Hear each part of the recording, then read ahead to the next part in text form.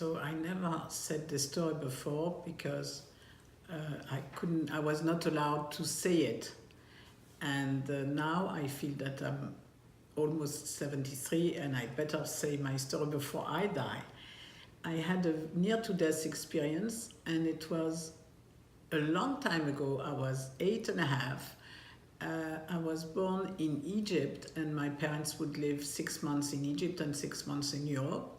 And they let me that year with my aunt, and they said, we leave you for 2 or 3 months and you go on vacation with her in Alexandria. I was living in Cairo. So we go to Alexandria, and she has an enormous house.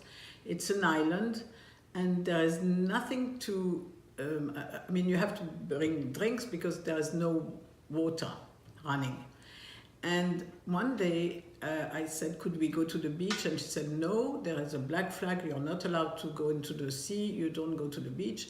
And me and Helen, my cousin, insisted, we are not going to go into the water. We just play on the beach, which we did. We went to the beach and we started to play and make a new castle. And we needed a little water. We took our buckets and we went to get some water, and at that moment we were pulled by the waves. We were in the sea.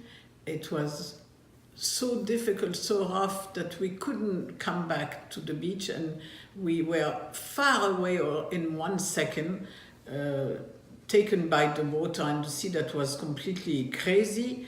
And we didn't know, I didn't know how to swim well. And Helen was holding my hand. She knew I didn't swim very well. And she was holding my hand and she was saying, we have to get back, we have to get back. And we couldn't. So at a certain moment, after a long time, she said, I have to leave your hand. I cannot swim with your holding your hand, but don't worry, I'm going to get people. And there was nobody on that beach, so I didn't understand how she could save me, and she could come back and she could find me. I didn't believe it. So I was in a total panic, and I thought, I'm going to die. I'm not going to live. And I was alone for hours, I don't know how long, and I was fighting with the water. I was only thinking, I cannot die. This aunt is going to feel guilty all her life towards my parents. So I decided that I would try to live. And even if I was going up and down in the water, and I was drinking a lot of water, I was full of water, I couldn't breathe, it was really hurting so much that at a certain time, I said, I cannot wait more, she's never going to come. And for me, I was so afraid. I was sure I was going to die. I was very frightened, and it was hurting so much that after, I don't know how many hours, it seemed to me that it was the whole day passed, I decided I have to let go. I have to accept that I'm going to die. I have to go into the water. And suddenly, when I decide to go into the water and let myself die, this is when the experience happened. It was craziest thing that happened to me. I went into a black tunnel, very wide and very long black tunnel. It took me, I don't know how long to cross this tunnel, and then suddenly at the end of the tunnel came a white light, white that I never saw in this life. It doesn't exist as white. And then I thought, here I'm dead, and it didn't hurt anymore. My body didn't hurt anymore. I was much better. I was happy in this white light, and I thought, I'm dead, I'm in paradise. And I was happy because it was completely peaceful, beautiful. It was just the best of the world with this white light. And I thought, okay, I'm dead, I'm in paradise because I said all the bad things I made, so now I can be in paradise. And it took me a lot of, I don't know how to say, peace. I was part of the universe. I could feel very strange with this white light, this peace, and no more pain. So I thought, this is the best thing that ever happened to me. It's good to be dead because you don't suffer anymore. You don't suffer physically, you don't suffer, nothing in your head is wrong, everything is peaceful and beautiful. It was an experience that, of course, I never had again. And I thought that was the best moment of my life. I was part of the universe, I was happy, I was very, very quiet and peaceful and happy. And this light, it's no way to describe it. It's nowhere in this real world. And then after that, something else happened to me. I think today I can say it was coming out of my body, but at that time I didn't know what happened. Suddenly, I was up in the sky, from what I thought, and I was looking down and I would see a black man and fighting with someone, and this someone must have been me, of course, but I could not believe and understand what was happening.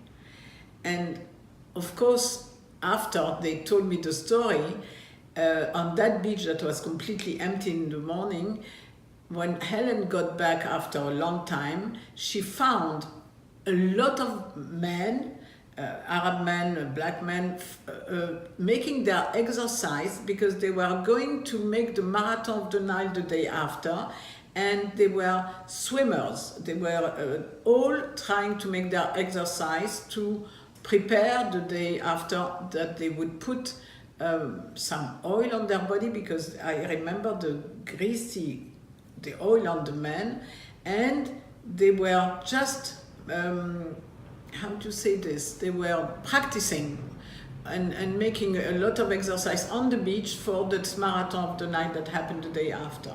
And apparently what I heard is that the men who saved me, after they had made a human chain, they all took their hands to each other, and there were 45 men holding their hand, and the last one saw me and searched me and left the others, and he came to swim, and he hit me on the head because I was moving too much. He couldn't get me back to the beach. And I just remember that I woke up on the beach and that it was hurting again so much that I didn't know if I really wanted to come back to life or if I wanted to die. It was much better when I thought I was dead. So I was hesitating between coming back for my aunt or dying not to be with all this pain again in my body. And I don't know what they did to me, but they pushed the water out, they pushed my stomach, they kissed me, or I don't know what they did, but it was horrible on the beach. It was very painful again. And it took me weeks before I recovered and all this water came out because I was full of salt. And everybody had to give me the Coca-Cola, the Evian water. Everybody had to bring all their water because there was no running water in this island. And what I remember is that all the decisions I had taken while I was fighting with the water came back, and I took one great decision. I'm going to help people not to be afraid of death, because when you're dead, because I thought I was dead, you don't suffer anymore. You don't feel your body and you don't suffer. So everything goes away and you are very happy. So for me, my decision was at 8.5 years, I'm going to do any work that brings me near to people that are afraid of dying and help them not to be afraid. That was the main decision.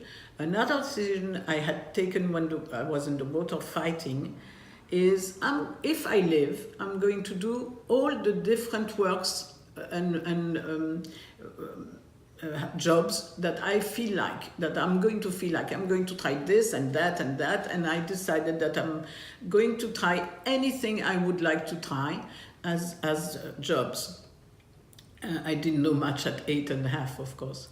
And another decision is to see life in a different way. I mean, I didn't decide. It came to me that we were part of the universe, and it was easy to die, easy to come back, of course, because of that experience, and that I should be helping people to be happy.